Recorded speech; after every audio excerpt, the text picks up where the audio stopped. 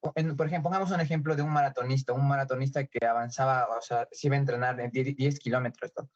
Ya. Y ahora ya, no, o sea, ya no avanza 10 kilómetros, Doc, sino que ahora ya como, o sea, a los 8 kilómetros le duele, o sea, le empieza a doler luego a los 6 kilómetros, a los 5 kilómetros y así sucesivamente, Doc, o sea, ya no tiene la capacidad que tenía antes. Perfecto. ¿Y al día siguiente? ¿Qué pasa con el dolor? Ya no le duele, Doc. Perfecto. Muy bien. Muy bien. La verdad, así llega el paciente, ¿no? Los conscriptos, los maratonistas, los cadetes. Perfecto. ¿Y qué examen le va a pedir?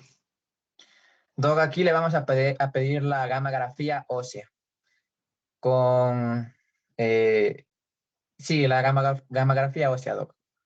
Ya, ese es el examen específico, pero no se olvide que si este paciente dice yo llevo como 3 meses y así, es probable que ya se pueda apreciar, o 3 o 4 meses ya se pueda apreciar algo en la radiografía.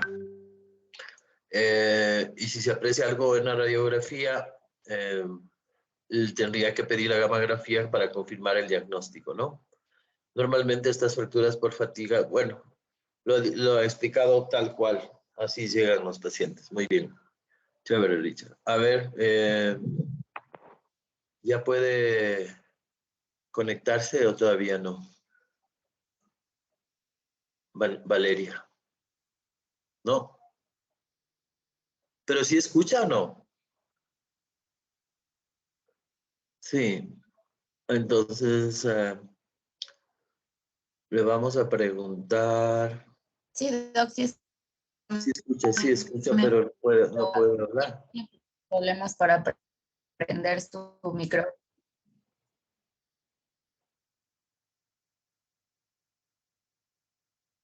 No se le escucha absolutamente nada. Chaval.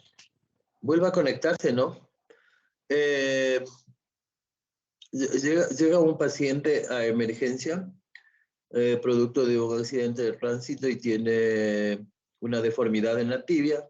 De hecho, usted le examina y le ve y está fracturado y tiene una herida puntiforme y varias escoriaciones. Y necesita hacer el diagnóstico de si es o no es una fractura expuesta, porque tiene que tomar una decisión. No es lo mismo atender a un paciente con una fractura cerrada que con una fractura expuesta. Entonces, Pamela, ¿cómo sabe si es una fractura expuesta o no? Ya le describí yo al paciente.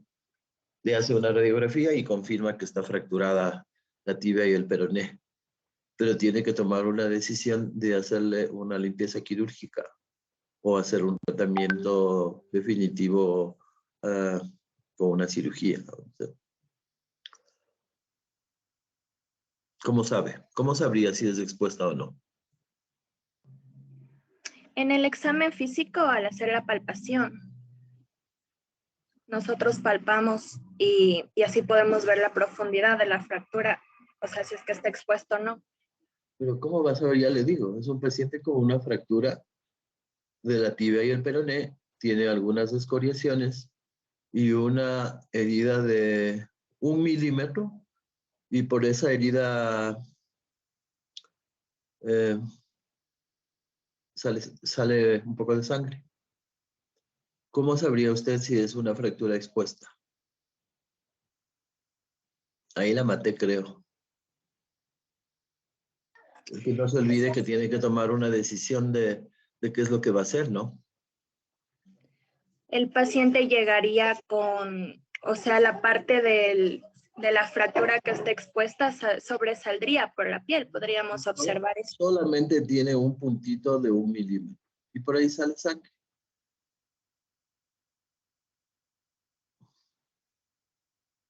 Ahí creo que la acabamos de matar. Tiene que tomar la decisión.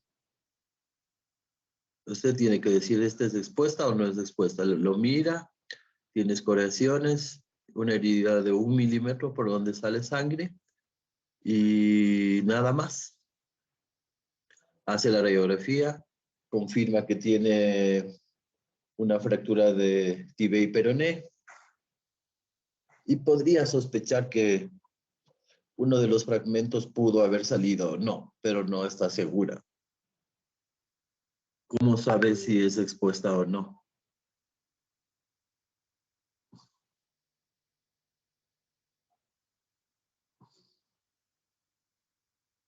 Pasa. Sí, Doc, me parece que hay una clasificación. No es como ¿cómo es que me parece? Y habló de la clasificación de Fustilio y dijo que el grado 1 era puntiforme, era de acuerdo al grado 2, una herida más grande, y así sucesivamente hasta el grado 3, A, B y C, con compromiso neurológico, vascular y partes blandas y con pérdida de estado. La pregunta es, ¿cómo saber si es una fractura expuesta a un paciente que llega a emergencia o usted le ve y dice, esta es una fractura expuesta? El paciente le puede pasar lo mismo en el brazo o le puede pasar en la pierna, donde quiera le puede pasar. Entonces yo ya le digo, llega este paciente con escoriaciones, con una deformidad en la tibia, en la pierna, y comprueba que es una fractura de tibia y peroné, y tiene una heridita por donde emana un poco de sangre. Pasa. Jonathan. Ya sería observar si es que se encuentra parte del hueso quitando la continuidad de la piel para considerarla expuesta. No, porque ¿cómo va a quitar la piel si tiene 1 milímetro? O sea, no quitan. Si es que se puede ver a través de la piel el hueso. Ahí O sea, tiene si el hueso quita la continuidad de la piel, básicamente. No, tiene 1 milímetro, ya les digo. Le vamos a preguntar a Carlos y le damos la bienvenida al doctor Carlos Jaramillo. Y lo mismo a Adriana también. A ver. O Adrianita, a ver si quiere contestar. ¿Se le ocurre algo o no? A los doctores. Hola, buenas noches. Yo creo que podríamos inyectar alguna solución estéril para ver si hay continuidad, o sea, salida desde la parte interna hacia la parte externa. No, Adrianita. Doc, buenas noches. Como me preguntó, como nos hablaba la clasificación de Gustilo Anderson, tenemos que la tipo 1, estamos hablando de una fractura que si bien no tiene tan diámetro en la herida, pero tenemos que es una fractura que va desde adentro hacia afuera. Podría ser este el caso, una Gustilo tipo A. Pero ¿cómo sabe? ¿Cómo sabe que no es una herida? ¿Cómo sabe que es expuesta? Esa es una pregunta muy, muy sencilla de responder, pero a veces nadie le da la importancia necesaria. Y parece ser que no. ¿Alguien más quiere? ¿Alguien se le ocurre? Doc, tal vez relacionando a la radiografía y hacia dónde va la fractura y ver si es que coincide con la lesión que se ve por fuera en la piel. Ya, no, tampoco. Puede ser algo que le pueda ayudar, eso le va a confirmar. Lo único que tiene que hacer en estos pacientes es mirar bien el sangrado. El sangrado que tiene es, la gran diferencia es que usted ve cómo sangra y el sangrado es casi continuo, que no sucede con las otras heridas normalmente. Y lo más importante es que la tiene que mirar bien a la sangre y esa sangre siempre tiene grumos de grasa. Siempre. Y es una fractura expuesta. ¿Ya? Entonces ya saben, no se va a olvidar nunca que esas fracturas expuestas puntiformes, usted mira el sangrado y tiene grumos de grasa, siempre. Y dice, esta es expuesta. Ya no necesita nada más y la tiene que tratar como expuesta, ¿no? Que no es lo mismo que una fractura cerrada. Las fracturas expuestas puntiformes, claro, que si viene con la mitad de la tibia afuera, la herida se le ve, ya no tiene sentido. Estamos hablando de cosas que usted, por ejemplo, esto de las fracturas por fatiga, no los va a encontrar así tan sencillo y se mata haciendo la radiografía, la tomografía, la resonancia y todo le sale normal.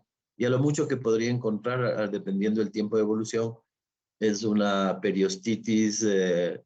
En la tomografía podría encontrar un levantamiento del periósteo o en la resonancia, ya, pero cuando ha tenido una evolución larga. Pero la gamografía, ¿cómo era la... ¿Qué pasaba con la gamografía? ¿Ya nos escucha, Valeria? No, todavía no. No, no, Dios mío. No, ya. Carolina, ¿cómo es el asunto de esto de la gamografía? ¿Cuál era la diferencia entre que venga el señor interno y le diga, haga el pedido y usted ya sabe, ya sabe en qué consiste una gamografía?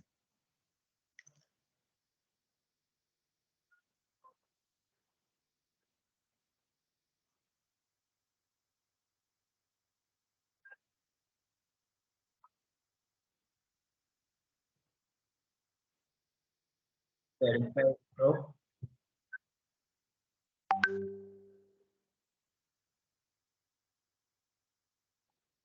Perfecto, así es. Habíamos dicho que el tecnecio 99 es un pirofosfato que se fija a los osteoblastos y que no era, y que el examen no es específico, por si acaso, ¿no? Porque si tiene una fractura de clavícula y le hace una gamografía, le va a dar positivo.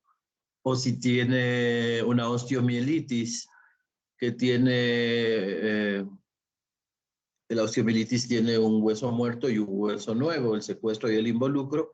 Si está produciendo hueso, también le va a dar positivo. Y si tiene tumores óseos de la variedad mixta, o sea, que destruyen hueso y crean hueso, también le da positivo. O sea, no es específico de nada.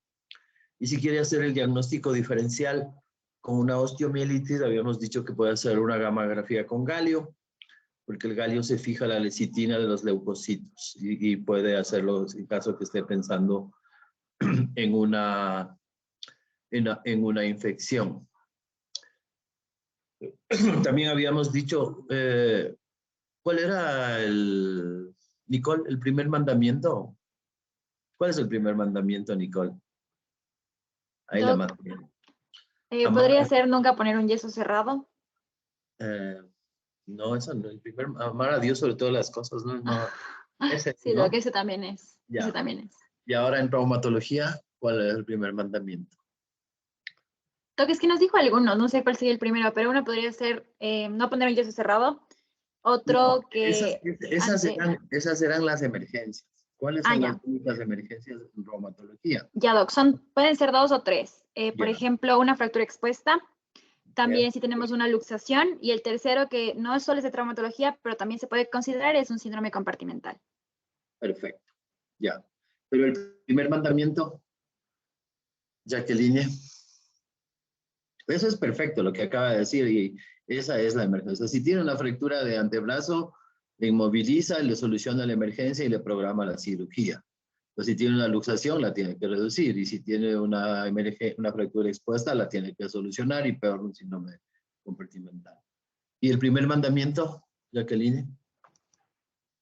O sea, Doc, igual con las emergencias es que las fracturas expuestas y fracturas que comprometen vascular o nervioso son emergencia. No. El primer mandamiento es que los niños no deben ser tratados igual que los adultos. Ah, sí. Ese era el primero, o sea, no tiene nada que ver un niño con un adulto. Normalmente las fracturas en los adultos casi siempre son quirúrgicas. El principio de la osteosíntesis era, o sea, de la cirugía, era movilidad temprana, apoyo tardío, y al niño les habíamos conversado que el niño tolera muchas deficiencias, ¿no? Muchas, por ejemplo, un niño de 1 año puede tolerar 2 centímetros de cabalgamiento, 30 grados de angulación, estamos hablando, por ejemplo, del fémur. ¿Y cuánto de rotaciones, María José?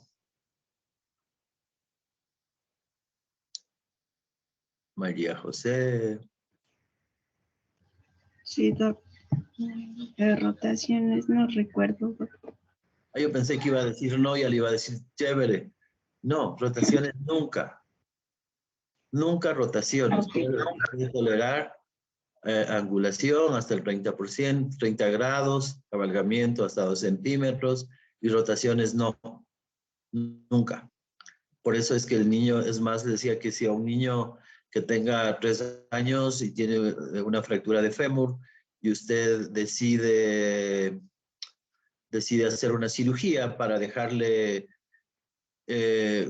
alineado, lo más probable es que este paciente le quede la pierna más larga. ¿Ya? Por eso es que los niños no deben ser tratados igual que los adultos.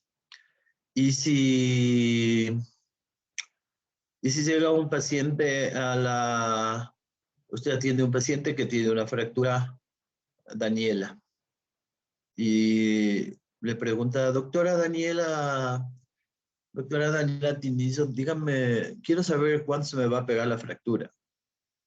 ¿Cuándo puedo ya sentar? Eso dependía, Doc, no era un tiempo específico, pero se hablaba de 4 semanas aproximadamente. Y poder asentar o poder usar la idea es que lo pueda hacer en ese momento. No creo.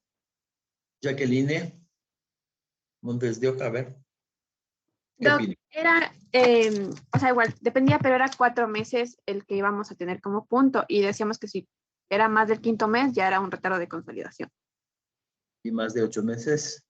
Y más de 8 meses ya era una pseudoartrosis. Ya, perfecto. Sí, no se olvide que usted no puede generalizar. Por eso le decía, si viene un paciente y le pregunta ¿cuánto tiempo se me va a pegar la fractura?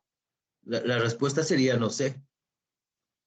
O sea, porque usted, salvo que tenga mucha experiencia, y porque depende, ya habíamos conversado, ¿no?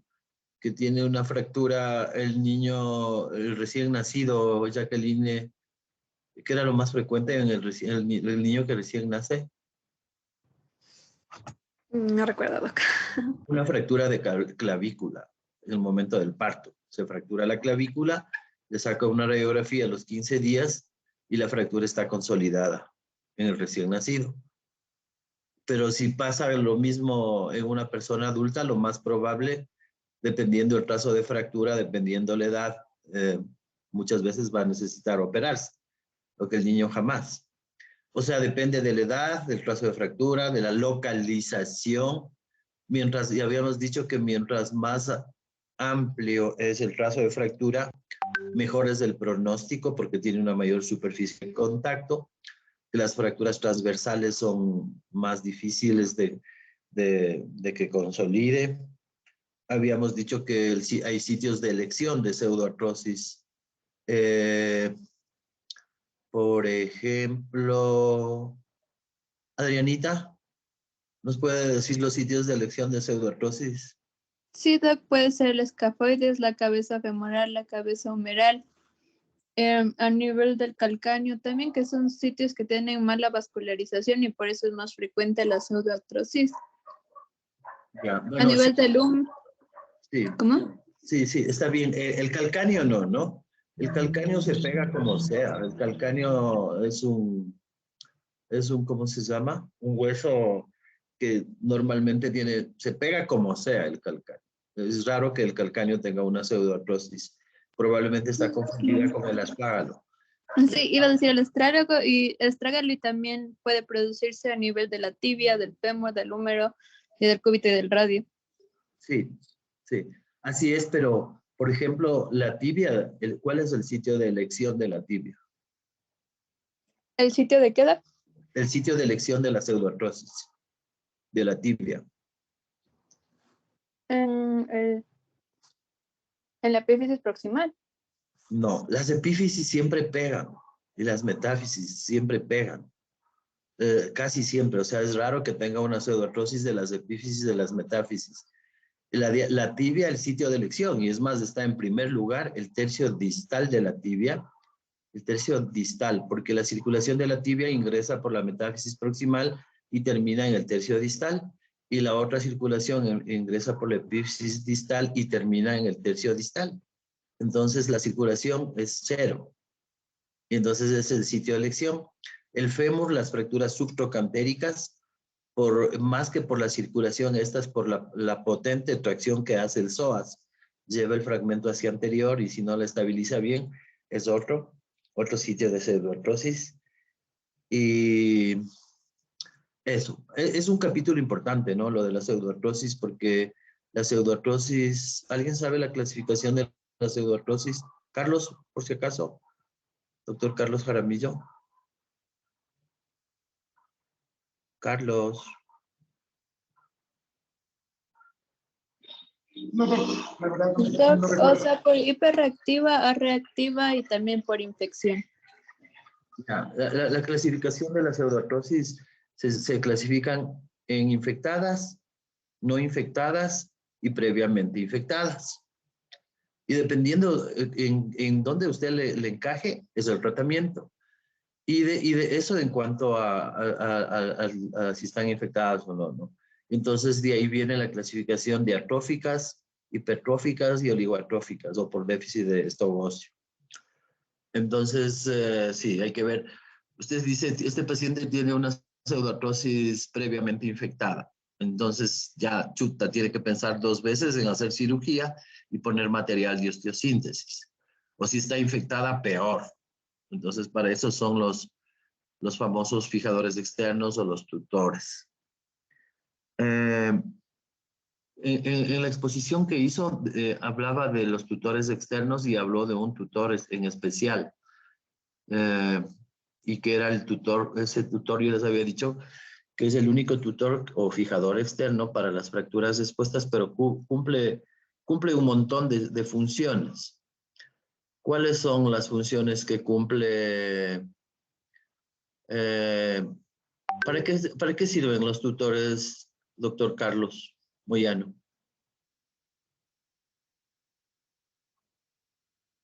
Doctor Carlos. Doc, perdón, no le podía activar el micrófono.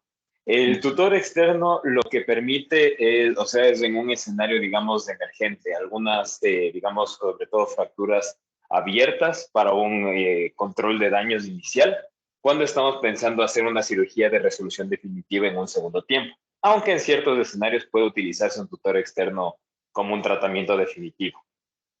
Perfecto, ¿ya?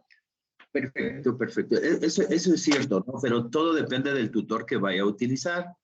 Tutores tiene como carros, ¿no? Un montón de marcas, tiene tutores de Ralca, de Judet, de Isarov, de un montón. Lo importante es que lo sepa utilizar. Es el montaje que se haga para lo que usted quiere lograr. Entonces, pues, hay tutores, o sea, yo preguntaba, ¿en qué consiste un tutor o para qué sirve? Primero, para estabilizar la fractura, pues. O sea, estabiliza, al momento que estabiliza, deja de sangrar, ya no le duele al paciente, lo puede inclusive transportar al paciente de un lado a otro agarrado del tutor, no pasa nada si está bien puesto. Pero los tutores o los fijadores externos cumplen un montón de funciones. Y las funciones son de acuerdo al aparato que utilice y que el médico la sepa dar, las funciones. Por ejemplo, lo primero que hace todo tutor estabiliza. Eso sí, estabiliza. Pero hay tutores que comprimen la fractura. Hay tutores otros que corrigen las angulaciones, que corrigen los cabalgamientos. Hay tutores que sirven para alargar un hueso, para transportar un hueso. Todo depende del tipo de tutores y que el médico sepa utilizarlo. Pero todos los fijadores externos o tutores sirven para estabilizar la fractura, como dijo el doctor Carlos, sirven para hacer el control de daños, ¿no? O sea, le pone el tutor y de ahí hace cualquier cosa. Y antes de continuar, otra pregunta, ¿cuál es el orden de tratamiento de un paciente que viene con una fractura expuesta grado 3A o B? O sea, es decir, el hueso expuesto con pérdida de sustancia, herida más de 10 centímetros, con compromiso vascular, neurológico, de partes blandas y fractura horrorosa. ¿Qué va a ser primero? ¿Ya se pudo conectar o no? Todavía. Ay, yo me escucho, Doc. Ahora sí le escucho clarito. Ya. ¿Qué es lo que va a ser primero? Llegó un paciente más claro hecho perro a emergencia. Una fractura hecho perro de Lo primero que habíamos hablado en la clase anterior que se iba a ver, bueno, a solucionar es la fractura, porque si nos vamos a los vasos y luego arreglamos la fractura, otra vez todo. Perfecto, ¿no? O sea que es la mayoría de la gente se asusta y dice, no, está sangrando, entonces primero voy a solucionar la parte vascular. Llama al vascular, el vascular se manda a horrenda cirugía y usted va a poner los tutores. Y para poner los tutores probablemente va a hacer un poco de tracción o lo que vaya a hacer y le desarma lo que hizo el vascular. Entonces, como dijo el doctor Moyano, control de daños, ¿no? Pone el tutor y se hace el control de daños. Y ahí sí, el primerito, el vascular. Entonces llega, ve dónde sangra, coge una pincita vascular, pin, deja de sangrar, pone el tutor y hace el control de daños. Esa es la gran diferencia, ¿no? Porque por lógica, la mayoría de gente diría, no, la vascular, como ustedes, ¿no? Al principio. No, sí, todo la vascular. Entonces, no, control de daños y ahí sí la parte vascular. Hay fracturas, yo les decía, ustedes presentaron varias clasificaciones, pero ya en la parte de especialidad, ya cuando uno hace el posgrado, se tiene que dedicar a la clasificación por zonas, ¿no? O sea, tiene una fractura, unas fracturas del tercio proximal de tibia, entonces tiene que utilizar la clasificación de Schasker, la luxación del tercio proximal del húmero, tiene que utilizar otra clasificación, hay clasificación de Rothgut para las fracturas del tercio proximal, para las luxofracturas del tercio proximal del húmero, la de Rothgut, y así para el tobillo, para la muñeca, y eso es más de especialidad. Y como ya vi que parece que nadie perfila para traumatólogo, entonces nos quedamos solamente con lo que deberían saber, ¿no? Solucionar la emergencia y saber que las emergencias en traumatología no puede dejar pasar una fractura expuesta para el siguiente día, o una luxación, o peor, un síndrome de compartimental. Entonces, eso. Entonces, ahora vamos a escuchar, hablando a sí mismo, para que sepa diferenciar y no confundir y les cuento una anécdota del Pablo Arturo Suárez después de que presente, me hace acuerdo para contarle algo sobre la luxación congénita, ¿no? Bueno, les cuento ahora. O sea, hace un mes más o menos llegó un paciente por emergencia, chumadito, y le hicieron una radiografía y el doctor de guardia pudo apreciar que tenía una luxación de cadera. Entonces, le llevó a quirófano, le intentó reducir y no pudo reducir. Y al día siguiente le volvieron a intentar reducir y no le pudieron reducir. Y resulta que el paciente tenía luxada la cadera la misma edad que tenía. Y entonces no le iba a poder reducir. Y entonces, a veces hay pacientes que, no es muy frecuente, pero sí hay pacientes que tienen luxadas la cadera y ¿cómo se llama? Y no se hacen tratar y se dejan luxada la cadera. Y es más, hay un pacientito que yo conozco, un señor, un negrito, que tenía un acortamiento de 15 centímetros, tenía una simetría de miembros, tenía 15 centímetros más corto, no le dolía, y para el colmo, este señor era campeón nacional de vóley, del ecuavóley. Y entonces y este señor vivía y vive, y le dicen que es un ladrón, ¿no? Le dicen que es un ladrón, pero ladrón en el sentido de que Hay gente que le gusta jugar boli, ecuavoli, juegan boli, hay muchas apuestas y este señor se anda paseando por todo el país. Y juega boli y apuestan, qué sé yo, al inicio $20 por persona, siempre lo pierde y cuando el siguiente partido dice, no, ahora quiero apostar 500 por persona y juega y gana y de eso vive. Y tiene una luxación traumática de la cadera, se quedó así, claro que tiene un pésimo pronóstico a futuro, pero ahora que van a exponer luxación congénita o displasia del desarrollo, les comento que el Ministerio de Salud, dentro de sus decisiones hace unos 5 o 6 años, decidió que el señor estudiante de último año y el interno rotativo esté capacitado para hacer un diagnóstico de una displasia del desarrollo. ¿Y por qué esto? Porque en nuestro país hay full, hay cualquier cantidad. Y si ustedes cuando van a hacer la rural o cuando harían, solamente tendrían la sospecha y harían un tratamiento ante la duda, dejaría de existir menos cantidad de pacientes que hay. Les comento que en otros países, sobre todo en Europa,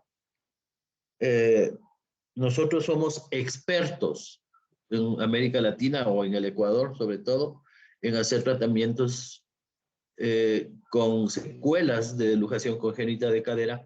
Por ejemplo, ellos no ven una luxación congénita de cadera a un paciente para ponerse una prótesis que le duele a los 30 años. No existe.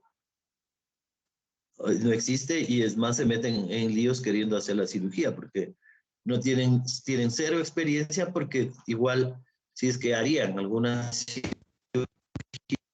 en Francia o en Italia o en Alemania de una luxación de cadera, lo más probable es que sea latino, ¿no? Que fue a vivir allá, porque ellos no lo tienen, no existe, no. Recuerdo que una vez vinieron unos médicos franceses a la Sociedad de Traumatología y alguien llevó unos casos para hacer cirugía y le dijeron, no, pasamos, no hacemos ni hemos visto. Y eso es cierto, porque es otro tipo de cultura, totalmente distinto, ¿no? Aquí lo tenemos cualquier cantidad de pacientes con artrosis por displasia de desarrollo o luxación de cadera. Así que si ustedes saben examinar bien a un paciente y no se les pasa por alto, seguramente van a disminuir. El éxito de que no le pase nada es que usted haga un diagnóstico. Y no es nada difícil hacer un diagnóstico. Y el tratamiento peor. Peor. O sea, si usted hace un diagnóstico pasado el año o el año y medio de displasia del desarrollo, haga lo que haga, el pronóstico es malo. Es pésimo o malo. O sea, se opera una vez, se operan 2 veces, ya el momento que el paciente hace carga, es decir, empieza a caminar con la cadera luxada y se da cuenta al año y medio, ya haga cualquier cirugía, no va a tener el 100% de mejoría. Pero si usted hace el diagnóstico a la semana de nacido o al mes, le pone un pañal y se cura de por vida. No tiene nada, que ya no va a pasarle absolutamente nada, siempre y cuando haga un buen diagnóstico, ¿no? Y haga el tratamiento, que eso vamos a ver. Entonces empecemos, ¿ya? Por favor.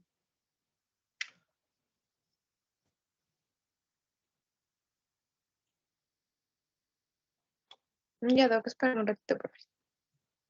Ya.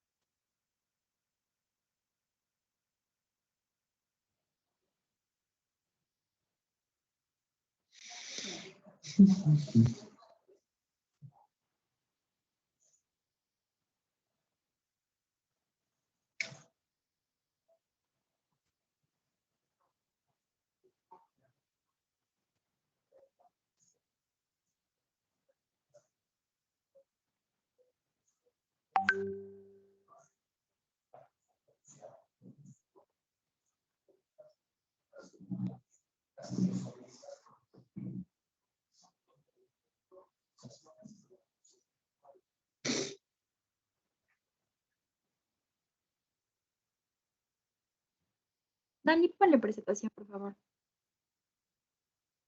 Sí, es que se demora en cargarla. Sí. Ya. Buenas noches, Doc. Buenas noches, Docs del posgrado y compañeros. Vamos a ver el día de hoy ilustración congénita de cadera. Los integrantes son Richard Tenesaca, Daniela Tinillo y yo, Nicole Trujillo. Pásale, por favor, Dani. Entonces, bueno, vamos a hablar de algunas particularidades en relación al crecimiento, al desarrollo y a la anatomía. Primero tenemos que recordar que la articulación de la cadera va a ser una enartrosis entre la cabeza femoral y el acetábulo, como ustedes ven en el primer gráfico.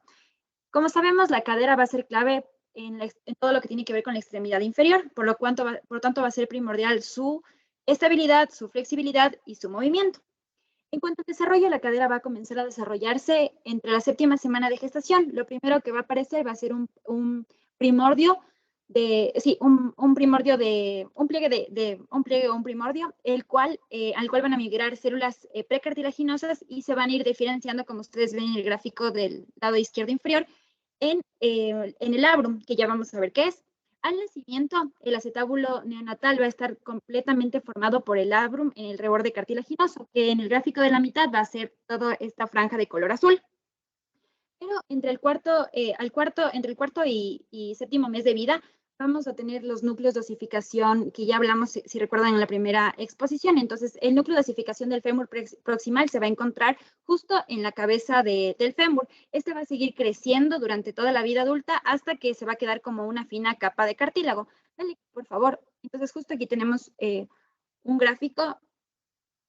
No se me carga. Ya, entonces todo el reborde que va a estar cubriendo la articulación coxofemoral va a ser el labrum. Pásale, por favor.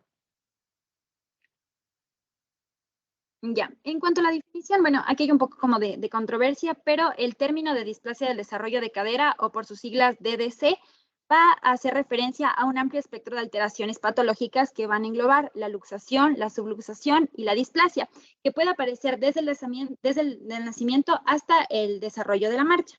Pásale, por favor. Entonces, dentro de los aspectos epidemiológicos, se encontró que esto iba a variar dependiendo de cada país y la incidencia iba a ser menor en los países desarrollados comparado con los subdesarrollados, donde entraríamos a tener casos de hasta 4 a 14 por cada 1000 habitantes. Aparte de esto, es importante reconocer que hay una mayor incidencia en el sexo femenino y también reportaban que más del lado izquierdo. Y es importante señalarles que también la incidencia va a aumentar con la presencia de los factores de riesgo que ya les voy a mencionar.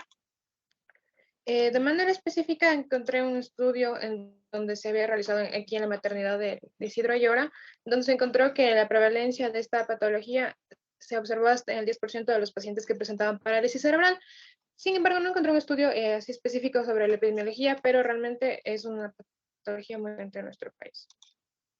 Con respecto a los factores de riesgo, los podemos dividir en predisponentes y desencadenantes. Cuando hablamos de predisponente, hablamos de todo aquello que tiene que ver con los antecedentes familiares de cada paciente, la genética y la historia familiar en todo el sentido, el sexo femenino, como les había hablado, e incluso también la raza blanca.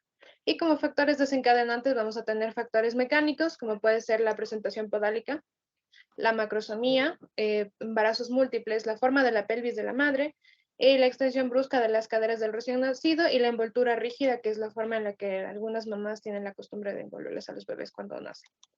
Y también tenemos factores hormonales, en donde hablábamos de que el exceso de estrógenos puede causar o predisponer una relajación de la cápsula articular, y precisamente por esto se relacionaba que es más frecuente en el sexo femenino. Además, también la progesterona materna, cuya función también es producir la relaxina a nivel del útero, genera una menor resistencia a la tracción, y esto también se consideraba un factor de riesgo predisponente.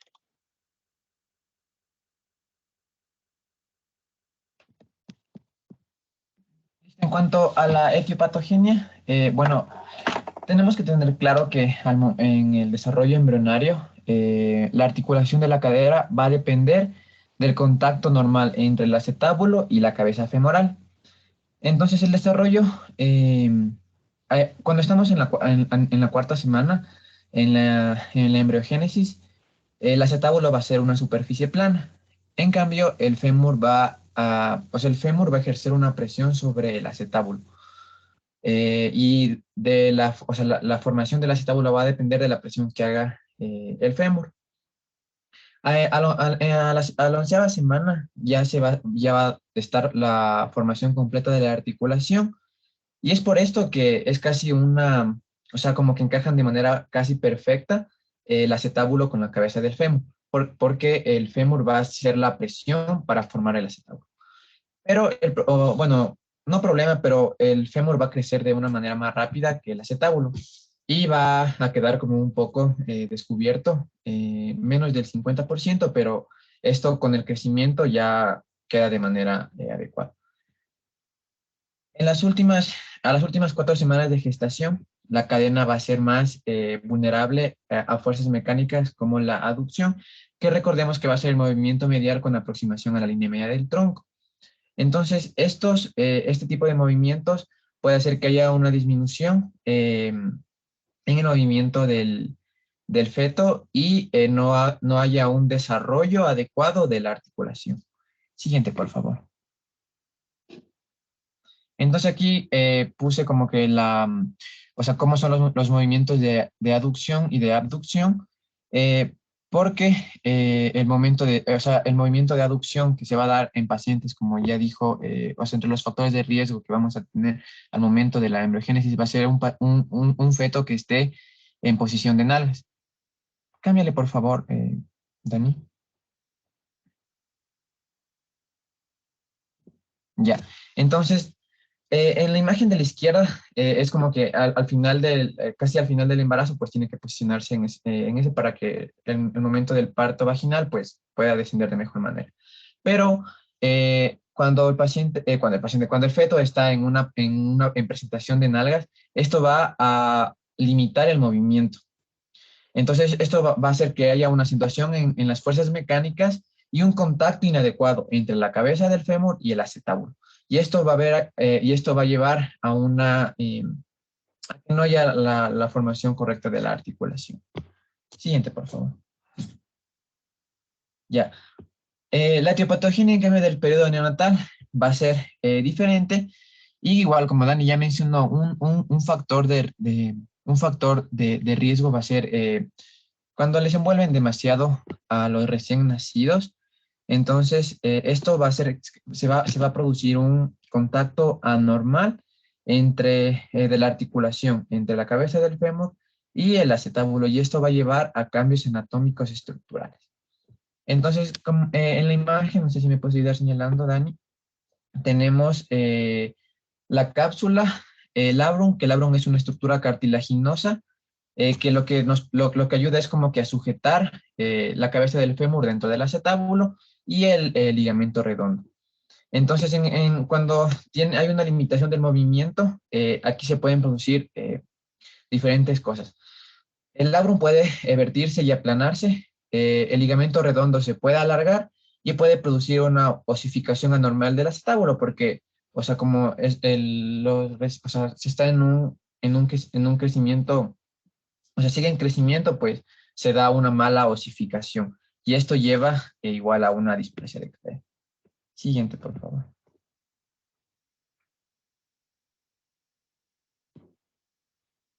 Ya, entonces, este problema, que si no se diagnostica a tiempo, va a llevar a que las estructuras infraarticulares hipertrofien, incluido el labrum, que no sé si me puedes ayudar señalando, por favor, Dani. El ligamento redondo. También se van a desarrollar contracturas a nivel del iliopsoas, de los aductores de la cadera y de la cápsula inferior, que estas se van a empujar hacia el acetábulo. También se va a producir un tejido fibroadiposo, que todo esto va a interferir con la articulación normal de la cadera. Entonces aquí tenemos como que los componentes principales de la articulación. Tenemos el ligamento redondo, el labrum, el ligamento iliofemoral, el ligamento del recto femoral. Y cuando ya esto se va a evidenciar en una radiografía, porque se va a producir una aesfericidad, porque normalmente la cabeza del fémur es como, es esférico, que en la imagen 1 es una articulación, o sea, es una imagen normal. Y en la imagen 2 ya se pierde como la forma normal de la cabeza del fémur. Y también se va a producir una disminución de la profundidad del acetábulo, porque hubo una mala osificación. Siguiente, por favor. Ya, en cuanto a las manifestaciones clínicas, esto las vamos a dividir como por periodos, del nacimiento a los 3 meses, de los 3 a los 12 meses. De nacimiento a los 3 meses, pues vamos a encontrar inestabilidad de la cadera, demostrada por las maniobras de Ortolani y de Barlow, que estas van a ser positivas. Los pliegues asimétricos de las piernas, acortamiento aparente del fémur, que es el signo de Galeazzi positivo. Todo eso ya les voy a explicar en siguientes diapositivas. De 3 a 12 meses de edad, vamos a encontrar una limitación en la abducción de la cadera, o sea, en 90 grados. Tenemos también una postura rotada lateralmente en posición prona y una marcada simetría de los pliegues de las piernas. Siguiente, por favor. Y después de que el niño ya comience a caminar, porque, o sea, lo normal es que al año de nacimiento ya empiecen a caminar. Entonces aquí vamos a poder observar lordosis excesiva, un trocánter mayor prominente, estacada de glúteo o también conocido como la marcha de Trendelenburg, signo de Trendelenburg positivo y cojera de pierna. Siguiente, por favor. Entonces, para nosotros ver la inestabilidad de la cadera, vamos a tener la maniobra de Barlow y la prueba de Barlow y la prueba de Ortolani. Entonces, ¿cómo vamos a realizar la prueba de Ortolani? Entonces, para esto nosotros tenemos que el muslo sujetar, pero sin apretar con el dedo índice y medio, que es como está ahí en la imagen. Gracias por ayudarme, señora. Entonces, sujetamos el muslo a lo largo del trocánter mayor y el pulgar va a estar en la parte interna del muslo. Es justo así. O sea, no, aquí no podemos ver cómo se está sosteniendo el trocánter mayor por la imagen, pero tenemos que sostener el trocánter mayor. Entonces aquí vamos a hacer un movimiento, aquí la cadera se va a abducir suavemente mientras se levanta o vamos a empujar el trocánter mayor hacia adelante. Y si la cadera está dislocada, la maniobra puede reducirla y se va a acompañar con un sonido metálico. O sea, decía que era como un sonido metálico palpable, que se escuchaba como crujidos. Siguiente, por favor. En cuanto a la maniobra de Barlow, igual aquí el muslo se va a sujetar sin apretar. Aquí, o sea, vamos a hacer el mismo movimiento. El índice va a sostener el trocánter mayor y el pulgar va a sostener la parte interna del muslo. Pero aquí vamos a hacer, ya no hacemos un momento de abducción, sino de aducción suavemente. Entonces, abducimos y hacemos una leve presión hacia abajo y vamos a palpar si sentimos que se sale de la articulación la cabeza del fémur. Entonces, si la cadera es luxable, se va a poder detectar el movimiento posterior y vamos a escuchar un ruido. Y esto sería una prueba de Barlow positivo. Siguiente. Ya. También lo que les comentaba en las manifestaciones clínicas, vamos a encontrar la asimetría. Vamos a tener la simetría de piernas y la simetría de los pliegues inguinales. Para hacer para evaluar los pliegues asimétricos en las piernas, nosotros vamos al recién nacido, vamos a hacer que eleve las piernas o como está en la imagen o como está, o sea, en la imagen abajo donde está señalando Dan. Entonces, si ven los pliegues, porque normalmente estos deben ser simétricos. Y si los que están más proximales van a ser el sitio donde hay una displasia congénita de cadera.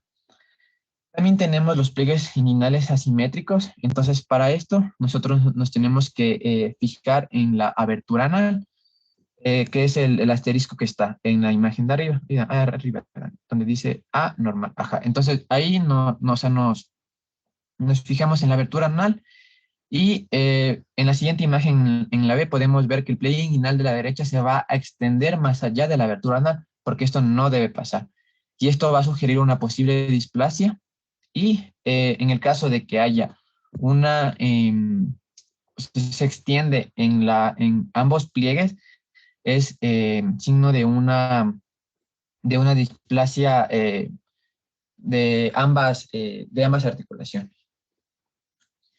Ya también tenemos la prueba de Galeazzi. Esto se va a realizar igual con el recién nacido, o bueno, si ya es un poco más grande, en decúbito supino. Entonces nosotros vamos a hacer que flexione las caderas a 90 grados, como como podemos ver en la imagen, y vamos a ver que hay, o sea, lo normal sería que estén a la misma altura las dos rodillas. Y si está una más alta que otra, esto es una prueba de Galeazzi positivo, que también indica un acortamiento del fémur, que es igual es un signo de displasia congénita de cadera. Siguiente, por favor.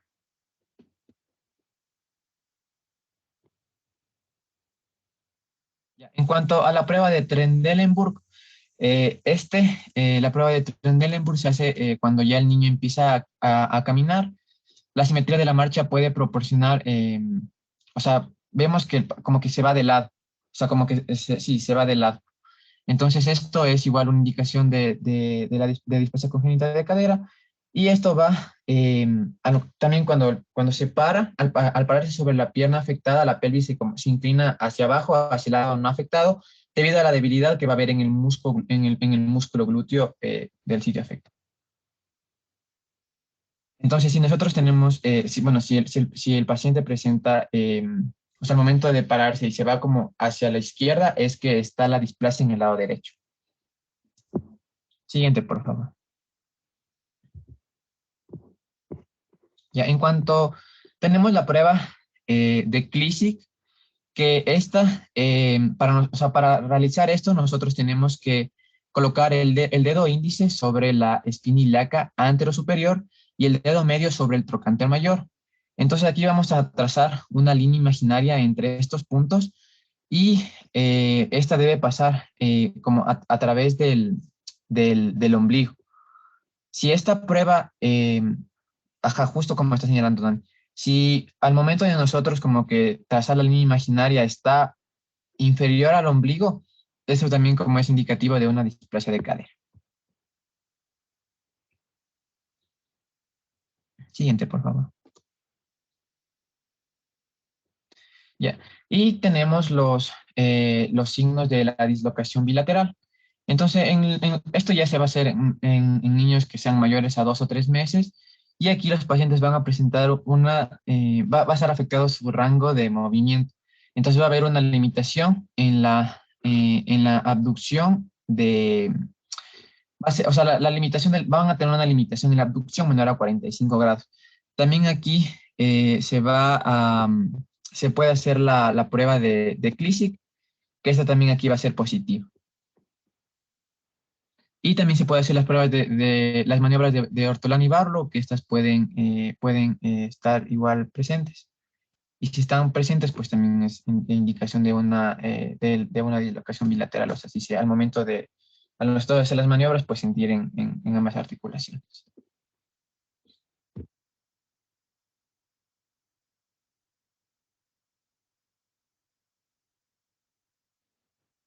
Ahora vamos a continuar con lo que tiene relación con el diagnóstico por imagen. Vamos a ver que lo más importante, bueno, en realidad es las características clínicas y las distintas maniobras, pero también podemos ayudarnos de la ecografía, que ya les voy a mencionar que es el método de elección, o la radiografía, que tiene un escaso valor limitado. Pásale, por favor.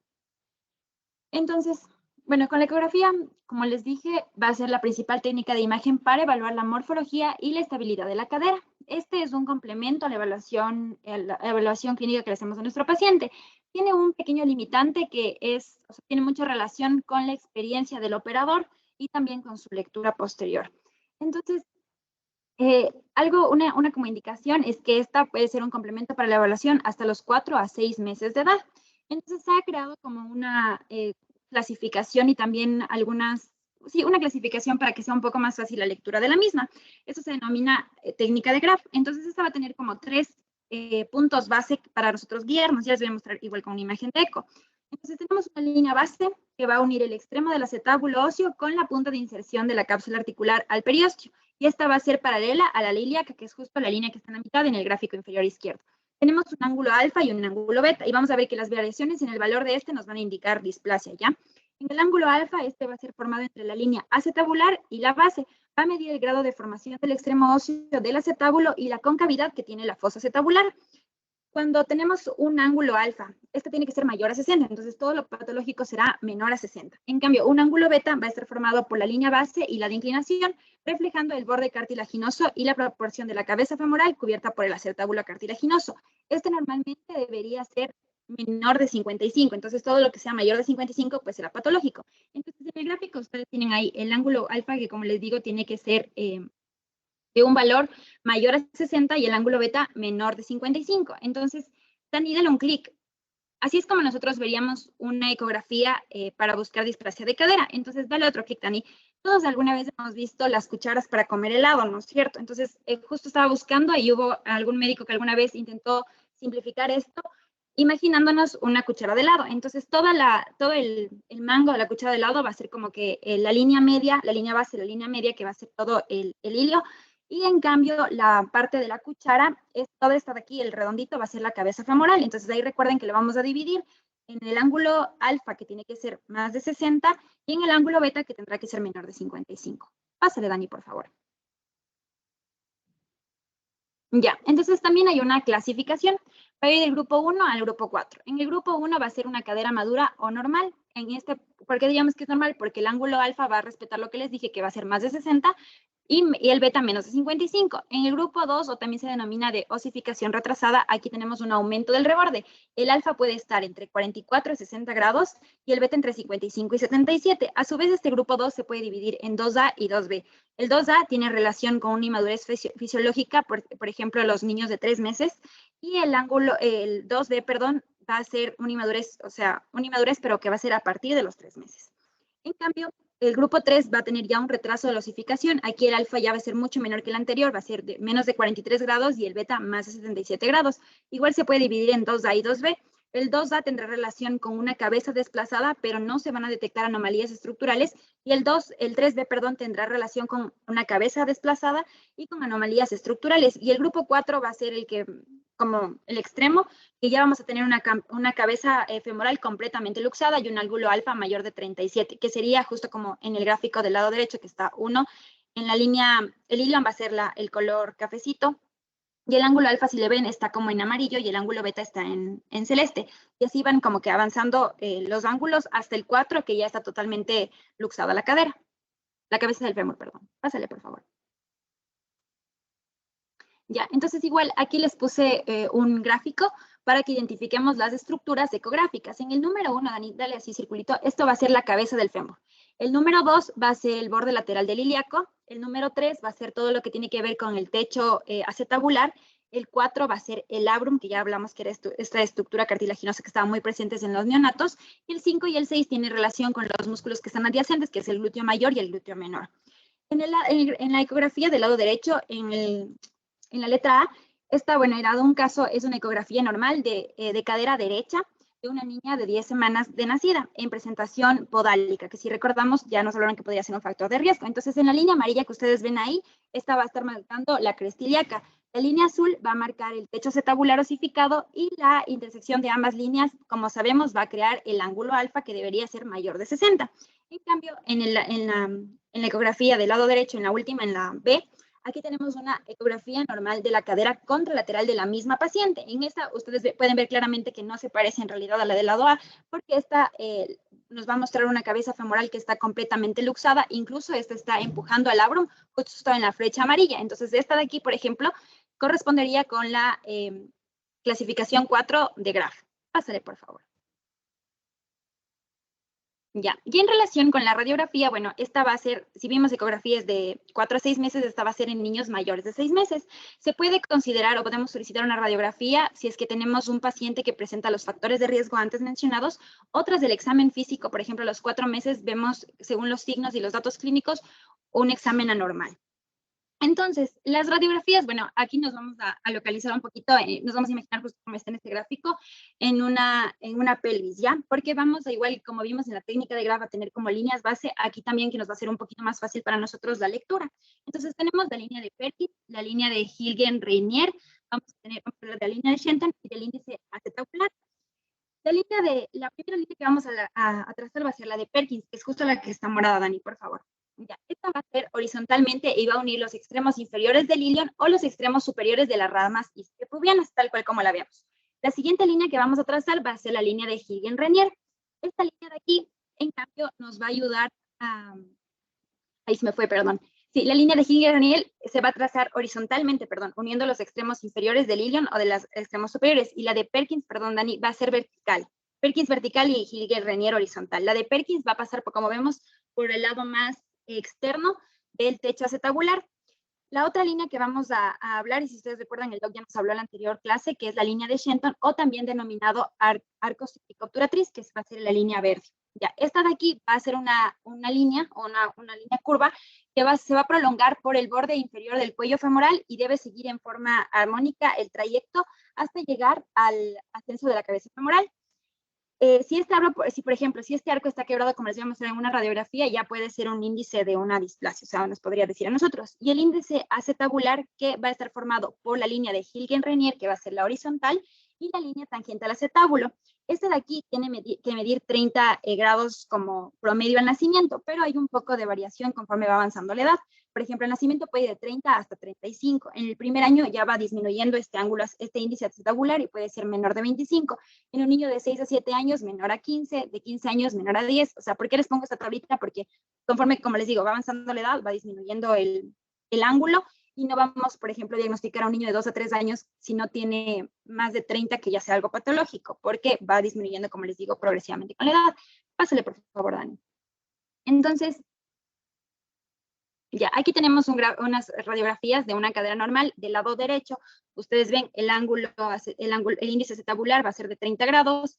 Igual está correctamente articulada la cabeza del fémur con el acetábulo, y en cambio en el lado derecho, en el mismo paciente, en el lado izquierdo del mismo paciente, aquí hay una displasia. Si pueden ver, el ángulo acetabular está muchísimo más, está más como abierto, e incluso si trazamos imaginariamente lo que les nombré antes, la línea de Shenton, también está como un poco más, o sea, nos podría mostrar displásica porque no está siguiendo el trayecto armónico que les hablé antes.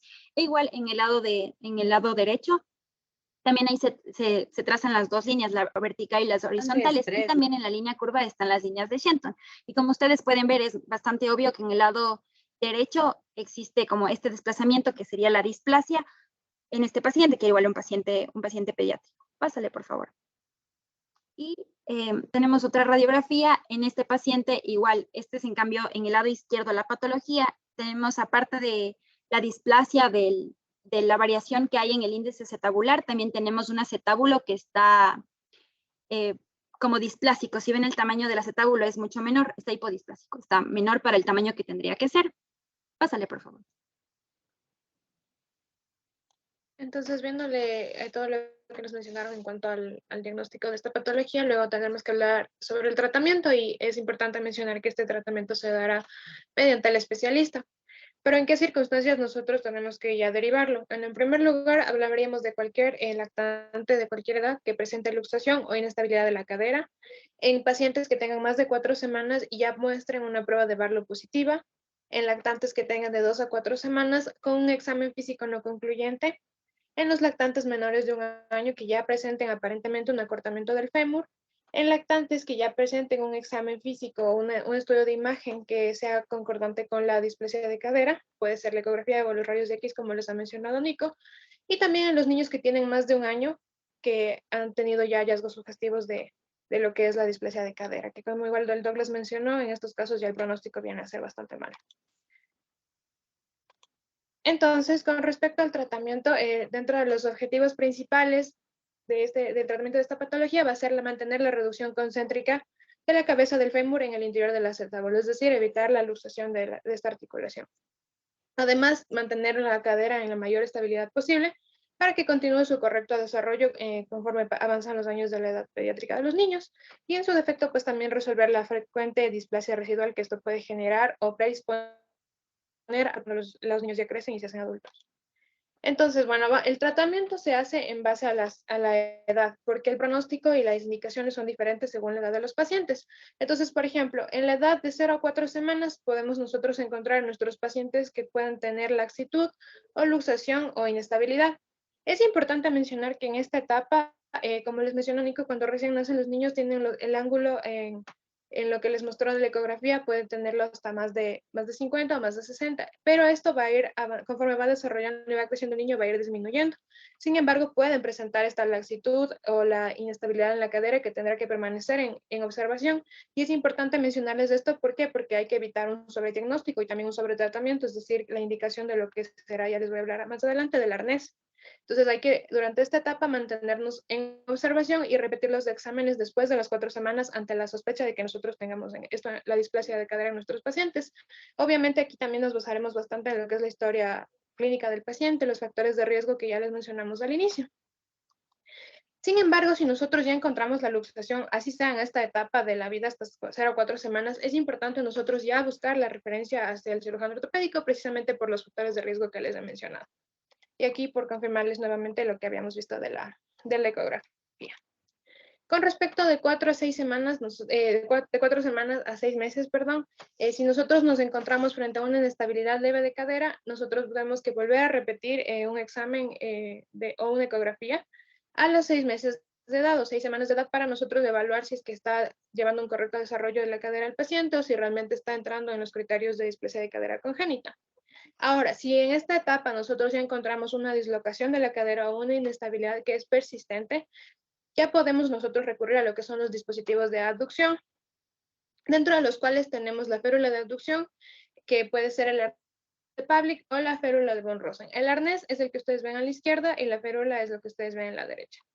Es importante mencionar que el tratamiento va a ser más eficaz mientras más temprano se lo administre y tendrá mejores resultados mientras más temprano se lo administre, precisamente porque la ausencia de esto, la prolongación de no darle el tratamiento, lo que nos predispone es a una discapacidad funcional, a dolor y lo que les mencionaba, la osteoartritis acelerada. Con respecto al arnés de Pavlik, que es el más utilizado, vamos a ver que esta es una férula dinámica que va a evitar lo que es la extensión de la cadera y va a limitar la aducción, y tomen en cuenta que es dinámica, porque eso es lo que va a diferenciarla de la otra que les había mencionado. Las indicaciones principales van a ser aquellos niños con más de 6 meses de edad con la dislocación de cadera o de caderas que están persistentes, que están dislocables o subluxables. Van a haber ciertas contraindicaciones en los pacientes para evitar el uso de este arnés, que puede ser pacientes que presentan el diagnóstico de espina bífida, aquellos que tienen algunas enfermedades como el síndrome de Ehlers-Danlos o la artrogriposis, y cuando ya tienen más de 10 meses, porque aquí en este caso ya no se beneficiarían del uso del arnés. Aparte, es importante mencionar que la efectividad de este tratamiento depende bastante del uso constante, y si es que no se realiza el uso constante, pues no podemos garantizar que va a funcionar. ¿Y a qué me refiero con el uso constante? Dentro de las instrucciones es que al menos durante las primeras 6 semanas el paciente debe utilizar prácticamente las 23 horas del día el arnés, y solamente se permite, o sea, sacarle cuando lo van a bañar al bebé. Si posteriormente ya se estabiliza y vemos una mejora a lo largo del tratamiento de este paciente, luego solo se utilizará durante 6 semanas durante el sueño, pero la indicación al inicio es que sea casi constante. Y la instrucción a nivel de la flexión de la cadera es que sea a 100 grados y una abducción limitada a 3 dedos de la línea media. Esta sería la inducción y se vería como pueden ver en la imagen.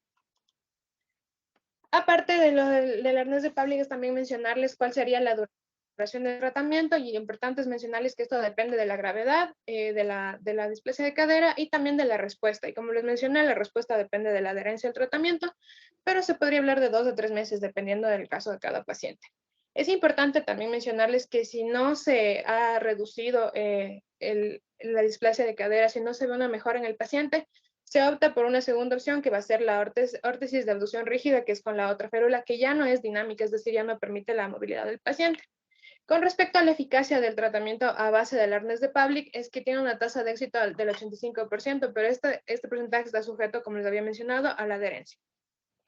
Como les había también dicho, según mientras más temprano se administra ese tratamiento, mejores resultados hay, por eso se relaciona que si se administra menos de 7 semanas, es mucho mejor para obtener mejores resultados. Y cuando hablamos de que hay un fracaso del tratamiento con el uso del arnés de Pavlik, es cuando existe un menos del 20% de la cobertura de la cabeza del femoral. Ahora, ¿cuáles pueden ser las complicaciones derivadas del uso del arnés de Pavlik? Que estamos hablando en los extremos más negativos del caso, que podría ser la osteonecrosis de la cabeza del femoral, que aún pese al uso queda una displasia residual que a largo plazo puede igual favorecer la artrosis que les había mencionado, que tenga el paciente derivado de todo esto una parálisis del nervio femoral o en su defecto también incluso una ruptura del pie, pero esto sería en casos extremos.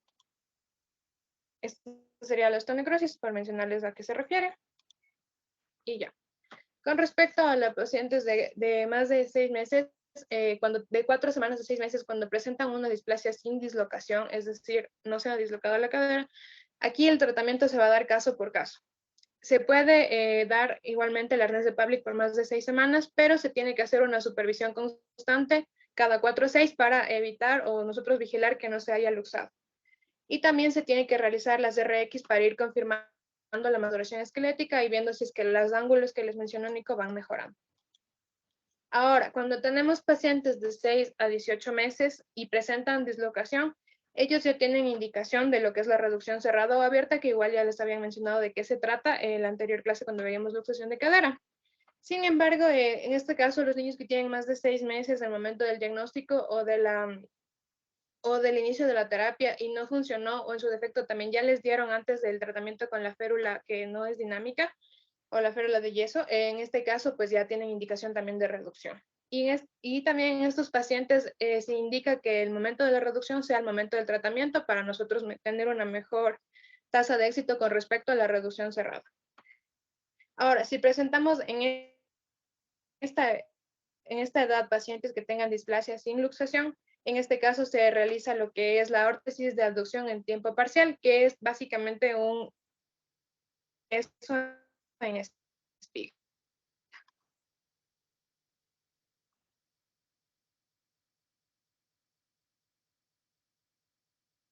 De incisión a nivel del... Creo que se le fue el internet a mi compañero. De la cadera del paciente y los Dani, no se te escuchó, no se te escuchó esa última parte. ¿Desde dónde no se me escuchó?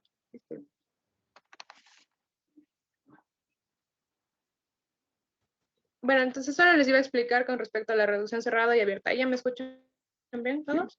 Sí. Bueno, entonces les decía, con respecto a la reducción cerrada, esta no requiere ningún tipo de incisión. Igual se busca que la cabeza del femoral esté en el acetábulo y se realiza mediante el uso de un yeso en espiga, que así tengo una imagen más adelante. Lo que busca esta técnica es mantener las caderas en 100 grados de flexión y 40-50 de abducción. Igual se realiza bajo anestesia porque es un procedimiento doloroso para los pacientes y recordemos que estamos hablando de niños. Y de igual manera se usa una artografía intraoperatoria de imágenes fluoroscópicas que nos sirven de guía. Entonces aquí está el yeso en espiga, que es lo que les mencionaba. Como pueden ver, le tiene al paciente inmovilizado de esta manera. Y aquí está el seguimiento por imagen que les estaba mencionando. Y luego también tenemos lo que es la reducción abierta, que igual, o sea, esto se va a realizar si es que no se ha tenido éxito con la reducción cerrada, o son pacientes que ya tienen más de 18 meses, que sería un caso muy complicado, como ya les había mencionado el doc. Aquí ya se realiza una incisión medial o anterior, pero de igual manera se mantiene lo que es el yeso en espiga, y aquí en este caso, en el caso de las reducciones abiertas, se mantiene en 30 grados de flexión y en 30 de aducción. Y ahora cuando ya tenemos pacientes de más de 18 meses, cuyo pronóstico es bastante complicado, tenemos que, en cuanto a la luxación, vamos a encontrar que existen riesgos, beneficios de realizarle el tratamiento, como ya les había mencionado. El riesgo es que se pueda dar la osteonecrosis, como les había mencionado. Aquí ya va a haber una alteración en el crecimiento femoral proximal, como igual ya nos mencionó el doc, es decir, vamos a tener niños con una pierna más larga que la otra, y la displasia residual que les había mencionado también. Con respecto a los beneficios, pues evidentemente se puede buscar la corrección de la discrepancia en la longitud de las piernas, pero en este caso, o sea, solo se realizaría con el objetivo de prevenir la osteoartritis, que es lo que les mencioné desde un inicio.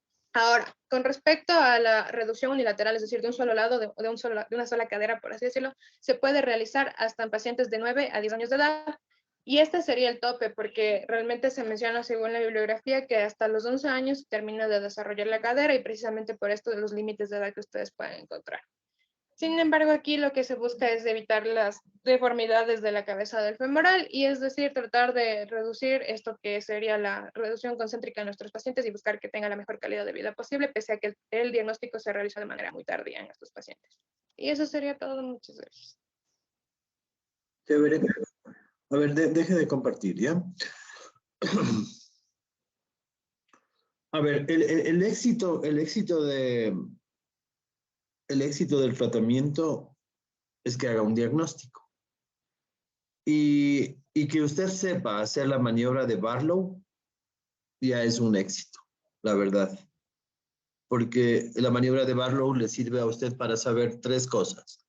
Si la cadera es laxa, es luxable, o sea, entra y sale, o está luxada. La maniobra de Barlow. Porque hay un montón de maniobras, ¿no? La de Ortolani, la de reverso de Ortolani. Y lo que siempre debe hacer el momento que hace la maniobra de Barlow, el rato que pone las manitos en el trocánter, los dedos en el trocánter mayor, le da esa abducción. Con los pulgares debería tocar siempre los aductores, porque normalmente en los problemas de displasia los aductores están tensos. Y uno de los problemas de la necrosis es que usted haga un tratamiento con los aductores tensos y por eso se produce la necrosis avascular, porque usted le pone la cabeza en el sitio y con la presión de los aductores le puede llegar a necrosar. Sí, hay que dejar claras algunas cosas, o sea, lo básico. Primero, el diagnóstico. Lo mejor que puede hacer es saber de memoria la maniobra de Barlow, porque el resto, la de Ortolani, el reverso de Ortolani, tratar de reducirle, ¿no?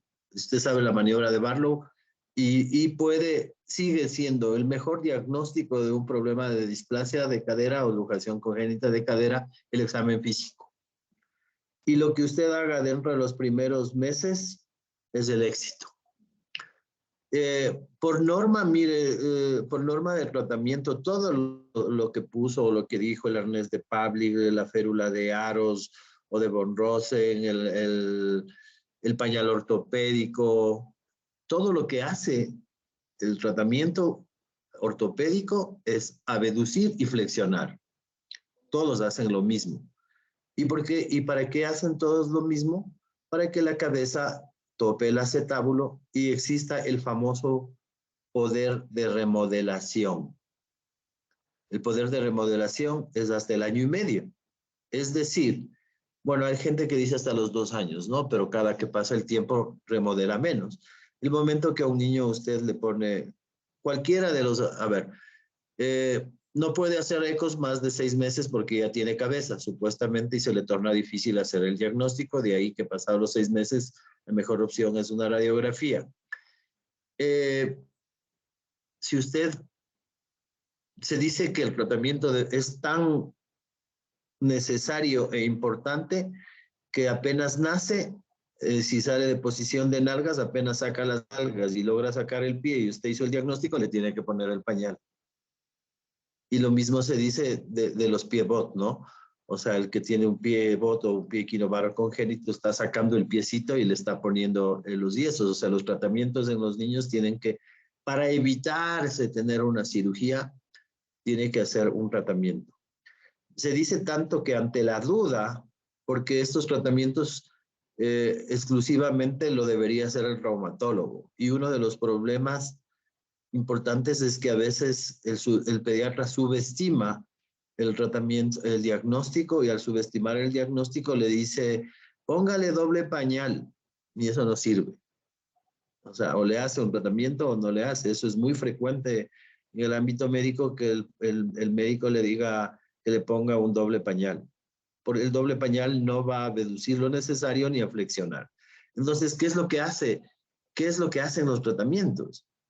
El tratamiento lo que hace es que si este es el techo acetabular que está parado y esta es la cabeza tiene que ir a buscar el techo. El momento que topa con cualquier tipo de tratamiento que haga, que ya le dije, el pañal de Fresca, el arnés de Pavlik, la férula de Aros, todo lo que hace es que la cabeza tope con el acetábulo y este contacto se denomina poder de remodelación. Y el poder de remodelación es hasta el 1 año y medio. Si usted quiere poner una férula de Aros a los 2 años, es perder la plata y el tiempo. Ya no sirve porque ya no remodela, ya no se corrige.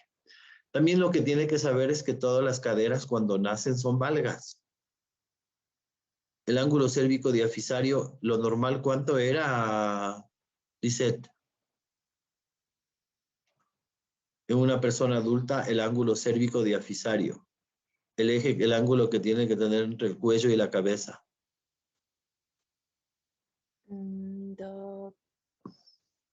Tres chances, 100 grados, 130 grados, 150, D, no me importa y no me interesa.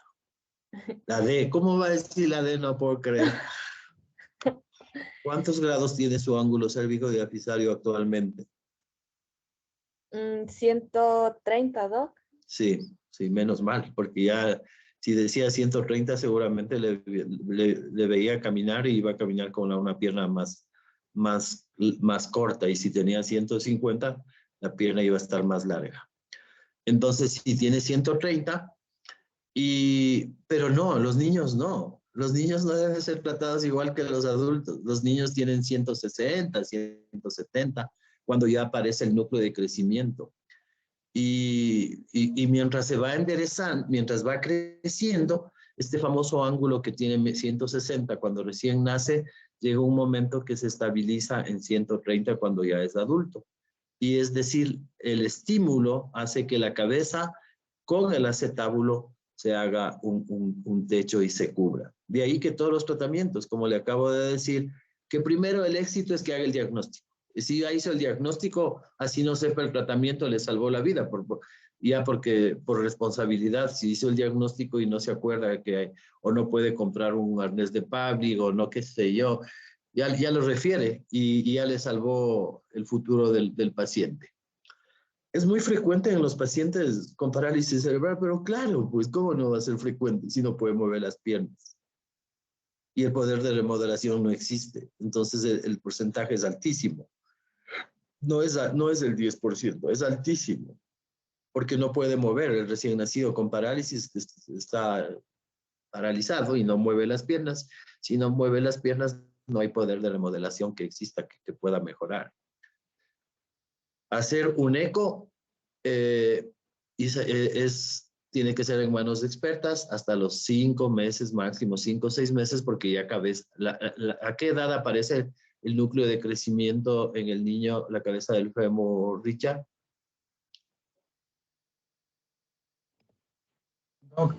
La cabeza...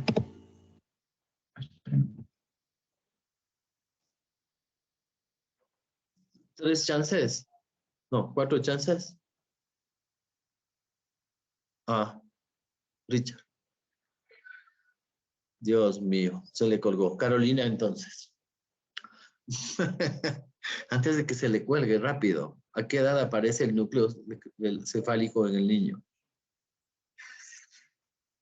No me importa mucho lo que usted me está preguntando. B, a los 2 meses. C, a los 5 y D, al año.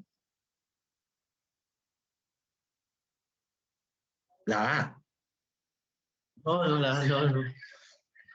Sí, perfecto, a los 5 meses, ¿no? Entonces, si aparece a los 5 meses, de hecho, ya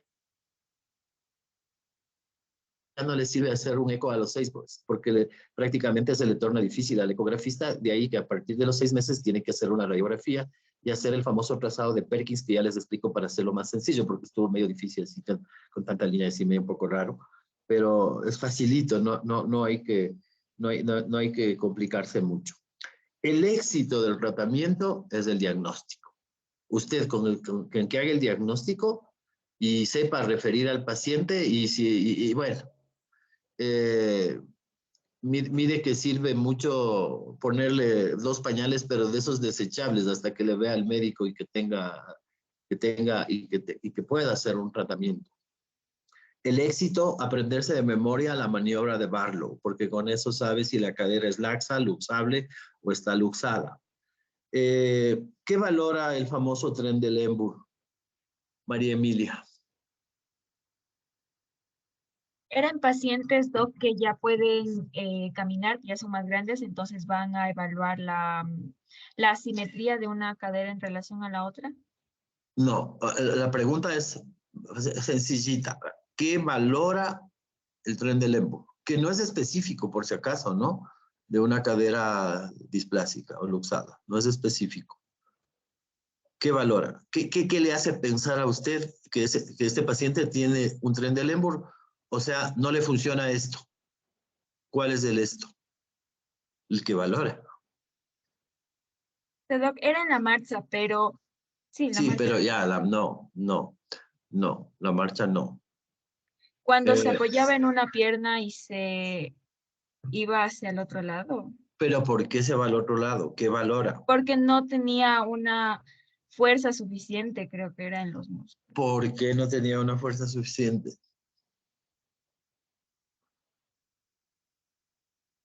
Tres chances. Sí, doc. A, no me importa la pregunta. C, valora la arteria cerebral media. C, el glúteo medio. Y D, el nódulo del hipocampo. El glúteo medio, doc. Perfecto. Entonces, el Trendelenburg valora la insuficiencia del glúteo medio. O sea, paciente que tiene Trendelenburg no le funciona el glúteo medio y menor y se cae la nalga. Entonces, eso es lo que valora. Entonces, mire la gran diferencia entre luxación congénita y luxación traumática, ¿no? O sea, no, hay pacientes, es la segunda articulación que tiene casi todos los movimientos. ¿Cuál era la primera articulación que tiene todos los movimientos, Kimberly? Doc es el hombro, la articulación del hombro. A ver, enumere todos los movimientos que tiene. Rapidito. Flexión, extensión, rotación, abducción y rotación interna. Quedó ¿No? cortísima, le faltan más. A ver, Lisette. Todos los movimientos del hombro. No me acuerdo lo que falta, Doc. Estaba revisando justo mi apunte. Pero haga, pues haga, a ver. A ver, yo le voy diciendo y usted hace, y todos vemos lo que usted hace. Flexión. Ya está. Pero no le vemos, pues. ¿Cómo me pongo? No sé, pues, flexión del brazo, flexión del hombro. A ver. Flexión, es que ahí está. O sea, No, ya, le quiere ayudar Kimberly. A ver, flexión. Flexión. La flexión. Ya, flexión. Eso está combinado flexión con abducción. Flexión es para adelante, ¿no es cierto? Flexión, extensión, extensión, abducción, aducción, circunducción. Eso, antepulsión, retropulsión. Ya. Y la cadera, lo que no tiene es antepulsión y retropulsión. Aparte es medio difícil y habíamos dicho que el hombro tiene todas las movilidades, es porque, mire la gran diferencia de articulación, ¿no? En la una no tiene cobertura casi nada en el hombro y en la otra tiene las 3/4 partes en la cadera. Pero mire que hay gente que hace circunducción en las caderas, ¿no? Los balletistas, pero la antepulsión es mucho más difícil porque eso, pero podría llegar a tener, creo yo. Bueno, entonces, no olvidarse lo que hemos conversado, el diagnóstico sigue siendo el mejor diagnóstico, el clínico, ante la duda, si tiene menos de 6 meses, antes de que aparezca el núcleo de crecimiento, bueno, esa es la norma, ¿no? Que aparezca a los 5 meses, 5 o 6 meses. Pero la medicina no es 2 más 2 son 5, sino es media rara. Entonces hay niños que nacen con la cabeza y hay niños que le aparecen después. Pero si usted tiene un paciente y llega a su consulta y le hace una radiografía porque tiene 7 meses, vivo, algo está pasando. Algo pasa. ¿Por qué no aparece? O aparece la una y la otra no. Y entonces no solamente tiene que aparecer la cabeza, sino tiene que aparecer en el famoso trazado de Perkins en el ángulo inferior interno. Pero si aparece en otro lado, es lo más probable es que sea hipoplásica, es decir, más chica de lo normal, o no aparezca. Entonces, si es que tiene más de 6 meses radiografía y vivo, si tiene 8 meses y no tiene cabeza, algo pasa. Entonces, lo primerito que le tiene que preguntar, ¿de cuántas semanas nació su hijito, señora? De 36, listo. Ese niño no tiene todavía la edad necesaria. La otra es, Ha estado hospitalizado, sí, estuvo con vómito y diarrea, estaba flaco, desnutrido y todo lo demás. Y todos esos factores van sumando para que se retarde el aparecer la cabeza. Pero si ya aparece la cabeza y fuera del sitio, eso es como para matarle al médico, porque usted tiene que anticiparse a eso, ¿no? Y para eso tiene que hacer el famoso trazado de Perkins. Que ponga el trazado de Perkins y seguro que el doctor Jaramillo o Carlos Jaramillo o Andreita o Fernanda, también le damos la bienvenida a Fernanda, nos puede explicar más fácil el trazado de Perkins. Póngalo a ver. Ponga la radiografía. Ya voy, tengo que... ¿Quién quiere hacerlo? ¿Andreita? Doctor Carlos, Fernanda, ¿quién más nos falta? Doctor Moyano también puede ser. Cualquiera de ustedes que quiera. Como no hablan, entonces voy a explicar yo. Ponga. Ya voy, a ver. A ver, yo puedo explicar, Doc, si quieres. Perfecto. Tiene que jugarse. Así se equivoque. Es importante equivocarse aquí. Esto, Doc, que está sin nada. Ya. A ver. Dele el control. No sé, ¿cómo? A ver, ¿me puedes dar control, por favor?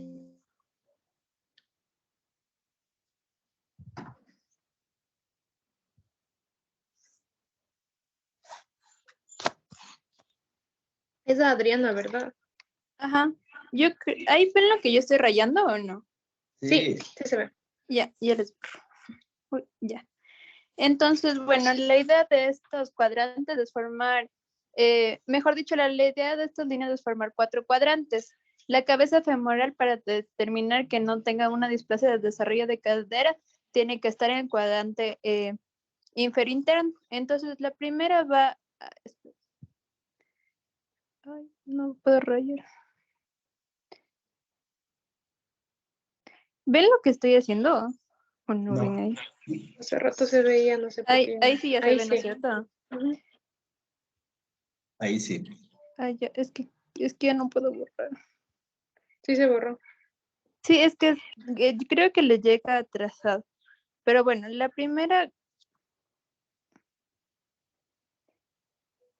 No sé por qué no.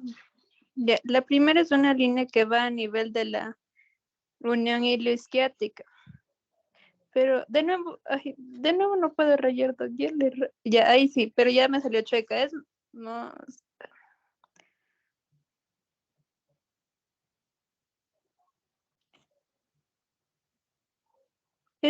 Verán, esa misma línea que está, pero yo está chueca, tiene que ir justo en la unión ilioisquiática, que es... Ay, es que no sé por qué no se puede borrar. Ya, ahí, pero tiene que ir recto. Eso vamos a trazar a nivel de las dos articulaciones de la cadera. La segunda articulación va por debajo del cartílago trirradiado. Eso cuando son aún niños, cuando ya son adultos hay que hacer por la lágrima, a nivel de la lágrima. Entonces, esta línea... A ver, borre las líneas, Andreita. Borre. Sí, es que quiero borrar, pero no puedo ni borrar, ni escribir, ni nada. Solo es... Ay. Está abierto el control por si es que quieres tomarlo y capaz que puedes borrar mejor. O sea, la primera línea que tiene que trazar, tiene que partir tiene que poner un punto en el cartílago triradiado o en Y, se llama así, en la unión del isquion, del ilio y del pubis. Un punto. Ponga el punto donde se juntan en el cartílago triradiado. Se llama cartílago triradiado o en Y. Un puntito nomás, solo un puntito. Bórrele y ponga un punto en la unión. Y pone un punto en el lado derecho. Sí, es que estoy, perdón, desde el celular y no tengo, bueno, trato de hacer un punto y se me hace una cosa. Fernanda, ¿usted lo puede hacer? Doc, yo también estoy desde mi celular. El doctor A ver, ¿alguno de los doctores? Doc, igual estoy en hacerlo, pero puedo intentar a ver si es que sí logro hacerlo.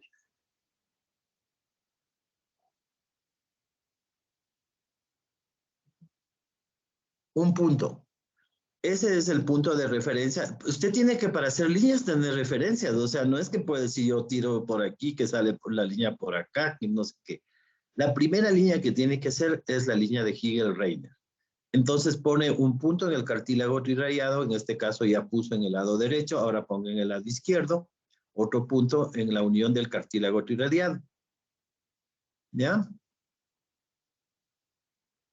Ya. Entonces tiene que juntar los dos puntos. Y ya acaba de hacer la línea de Hegel-Reiner. Hágala nomás a ver cómo le sale. Ya, listo, ya tiene una línea media chueca de Hegel-Reiner, ¿ya? A esta línea tiene que trazar una perpendicular a esta línea que va por el borde externo del acetábulo. ¿Cuál es el borde externo del acetábulo? Puntito en la parte más saliente del... Ahí está un poco adentro, ¿no? Sería más afuera. El borde externo del acetábulo. Eso, entonces, esta línea que usted va a trazar tiene que ser perpendicular a la línea de Hegel-Reiner. Y la tira hacia abajo y hacia arriba. Chuta, estamos ya.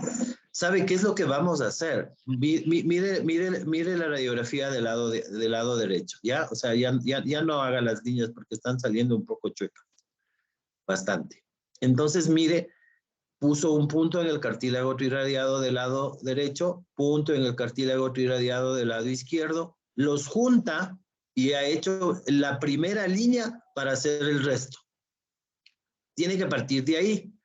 Entonces, a esta línea, usted traza una perpendicular que va por el borde externo del acetábulo. Listo, y tiene 4 cuadrantes. Ahí hizo ya los 4 cuadrantes. Y en el cuadrante inferior interno tiene que estar la cabeza. Ahí en el lado derecho también ha hecho el Shenton. Ponga la radiografía que sigue. Mire dónde cae la cabeza en la radiografía del lado izquierdo, en el superior y externo. O sea, está más luxado que qué. Y cómo se llama, pero tiene que partir de eso, porque si no parte de eso, está totalmente frito, o sea, no sirve. Partida tiene que ser no, ponga otra, por favor, a ver. Solo hay estos dos, y de ahí la que... Ya, esta mire esta radiografía que acaba de poner. Entonces, la línea de Hegel-Reiner va puso los 2 puntos en el cartílago triradiado o en Y, los junta, hace la línea de Hegel-Reiner, y la otra línea, que en este caso no la tiene, pasa por el borde externo del acetábulo, perpendicular a la línea de Hegel-Reiner, se hacen 4 cuadrantes, y la cabeza tiene que estar en el inferior interno. ¿Alguien de los doctores nota algo raro en la radiografía donde dice displasia a más de 25 grados de los médicos de posgrado? Está mal tomada la radiografía, Doc. O sea, no es una radiografía para valorar. Bien bonito. Está oblicua. Ya, ¿algo más raro? ¿Alguna otra cosa? Claro, han hecho una oblicua, esta radiografía es una oblicua obturatriz del lado derecho y una alar del lado izquierdo. Pero la pregunta es si es que alguno de ustedes nota si esta cadera se ha hecho algo o no.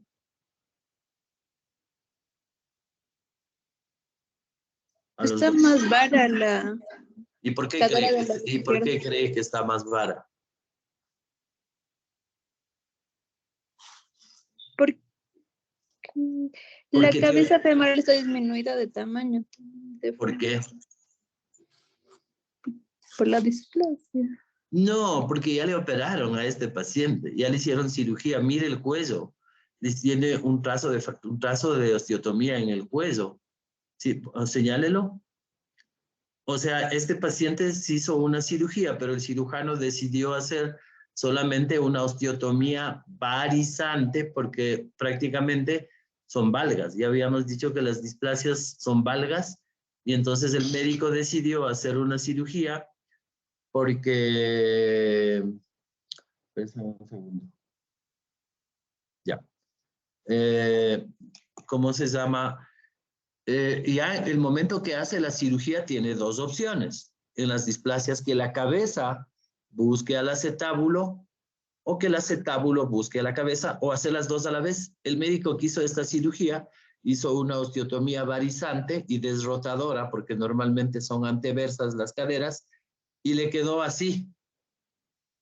Y sigue con el problema, porque sigue teniendo un déficit, o sea, está cubierto, pero el índice acetabular, porque este paciente ya es adulto, me refiero que ya no tiene más de un año, y ya no tiene poder de remodelación. Entonces hizo una cirugía para que el fémur sea varo y haga el contacto con la cabeza. Pero como ya no tiene poder de remodelación, el siguiente paso tendría que ser darle la cobertura total, ¿no? Porque esto a la larga, el rato que asiente, como no tiene cobertura y como ya no remodela, se sale. ¿Ya? Mire en la radiografía del lado derecho, el Shenton que está ahí marcado daría la impresión que es normal, pero está mal trazado. El Shenton, mire ahora en el lado de la radiografía del lado izquierdo, el Shenton va por el borde interno del fémur, el borde inferior del cuello y el borde superior del agujero obturatriz. Y ahora mire la de acá. Esta línea de Shenton que está aquí está yendo por el borde inferior por el borde interno, pero no del cuello, pues. El cuello está arribísima, ahí. Entonces está mal hecha el corte, ¿no? Y la cabeza está en el cuadrante superior y externo. Esto tiene pésimo pronóstico, y sobre todo si es que ya empieza a caminar, por eso es que se asciende tanto. Ya, entonces ya sabe cómo hace el trazado de Perkin. Después viene el índice acetabular. Mire, el índice acetabular va una línea trazada por la parte más superior y externa, siguiendo el eje del acetábulo. Y el uno tendrá, no sé, 28 grados, 25 grados, y el otro tiene 45. O sea, sigue teniendo déficit de cobertura. Entonces, eso, ya. Deje de compartir, por favor. ¿Alguien tiene alguna pregunta que hacer? Me imagino que un montón.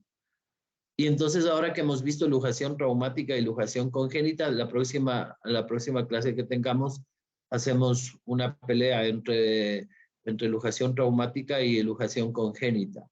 Por ejemplo, a ver, aquí le preguntamos a Valeria, era que no tenía audio, ¿cierto? ¿Cómo espera encontrar un paciente? Ustedes llega un paciente a emergencia y le mira y dice, este paciente tiene una lujación congénita, una luxación traumática de la cadera. Claro que ya le dijeron, tuvo un accidente y tal, y sí, se chocó y todo lo demás. Y usted lo mira y dice, es una lujación posterior, porque yo ya sé de memoria qué tiene que tener el paciente. ¿Cómo lo tiene que ver? ¿Cómo lo mira? No puedo creer. Ahí. Cambio. Es que veo que se viene y se va por ratos, no sé qué pasa, está súper, no sé. A ver, ¿cómo le tiene que ver? O sea, luxación posterior, dijo, ¿verdad?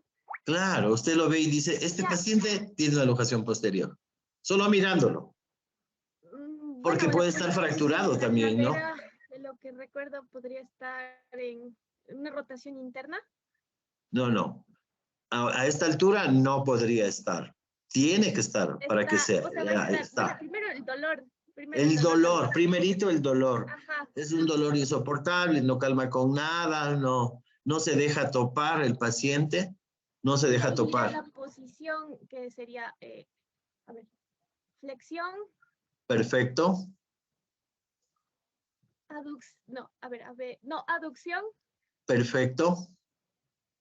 Y, faltan dos cosas. Rotación interna.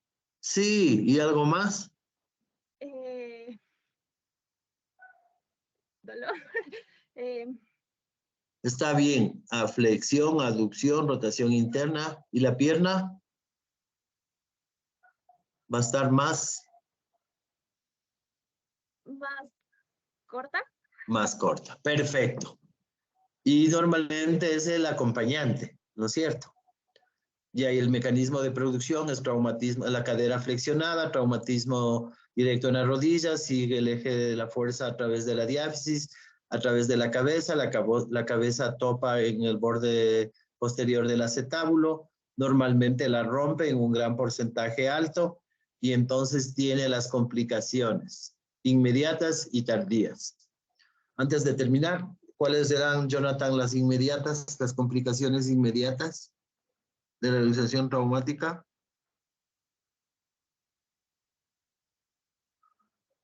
Jonathan. ¿Ya se me escucha? Sí, ahora sí. Las fracturas, ¿no? Ya se acabó, no creo.